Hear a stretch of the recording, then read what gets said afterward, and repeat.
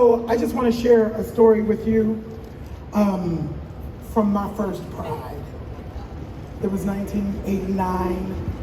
I was 19 years old.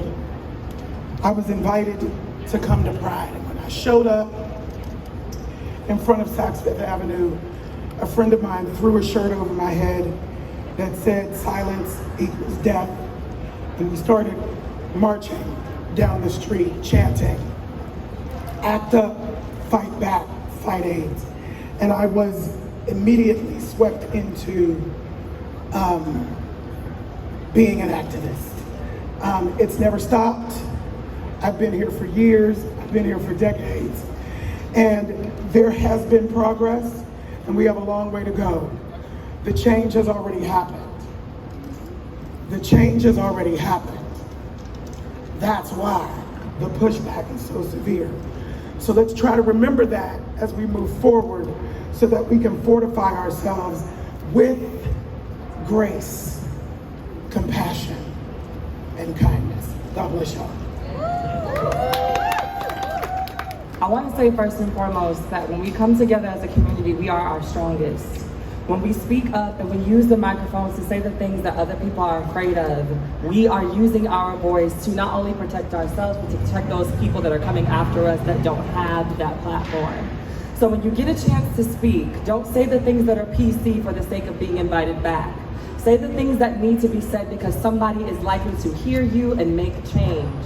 Do not think that your opportunity to say a thing on television will go in void. Do not think that no one is listening to you. And never take the time out to believe that your voice is more insignificant than someone else just because their tax bracket is higher than yours. We are here to do the work. We are here to create the change. We are here to organize the things that we need for us to survive. And we are here to be seen and just as visible and safe and protected as everybody else. With that being the first and foremost word that I want to give y'all, protect the youth, protect the babies, and say thank you to those that came before us that made protecting them possible. Giving honor to our Black trans femmes, to our Black trans women, to our non-binary siblings that created the space for us to be here by doing the unthinkable, by going against the status quo, and leading by their example from this point forward. Pride started as a riot. It is ending as a riot, and during the middle of that riot, we will party. Today, next year, the year afterwards, and it'll only get better from there. Thank y'all so much for choosing me. Thank you all so much for amplifying my little voice over so many other deserving people. And I hope that y'all have fun with me today. I hope that y'all dance with me today. I hope that y'all sweat with me today. I hope that y'all enjoy the makeup because it will not last long.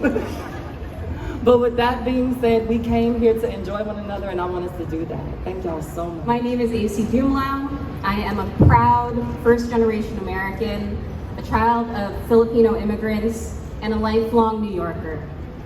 I am also a queer, transgender, non-binary person, and I use he and they pronouns, and I have the honor of being a Grand Marshal today and working as the Chief of Staff at Athlete Ally.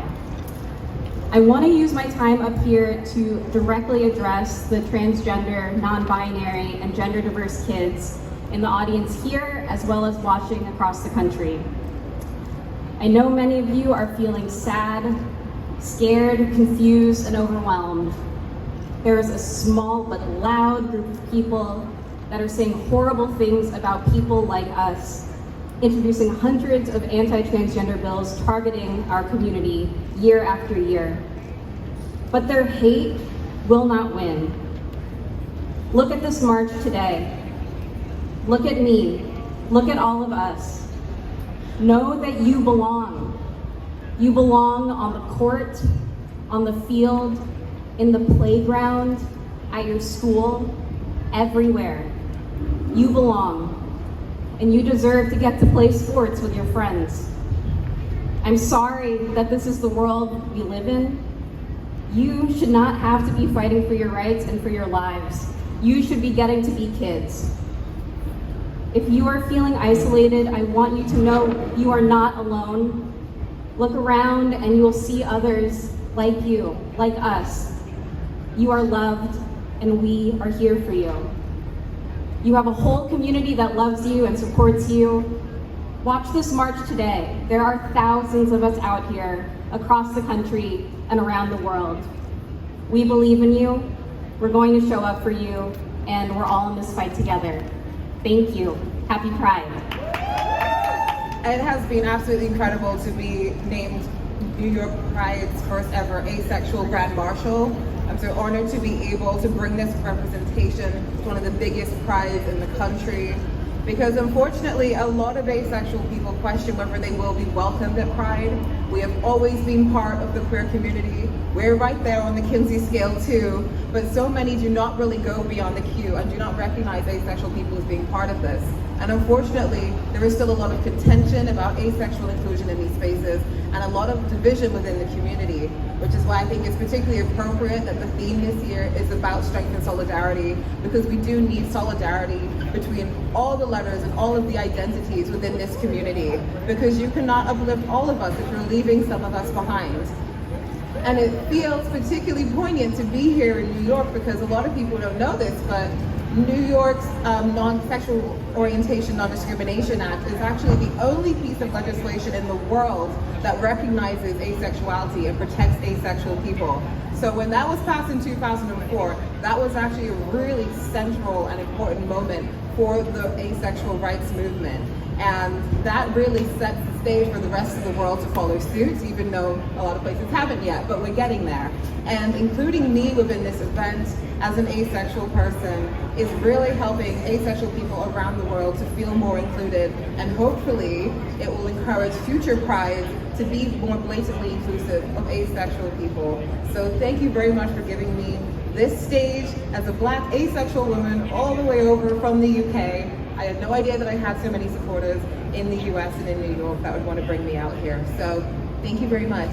I just want to say my father told me he went to a psychiatrist in those days.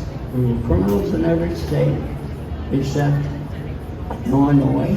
We were diagnostically a category of mental illness in the American Psychiatric Association, and we were just generally considered perverts.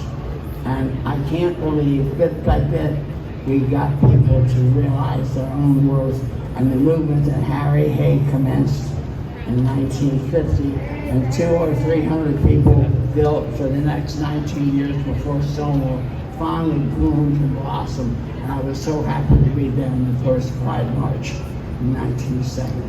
Thank you. When we released our theme just a few months ago, there were about 200 anti-LGBTQIA+ bills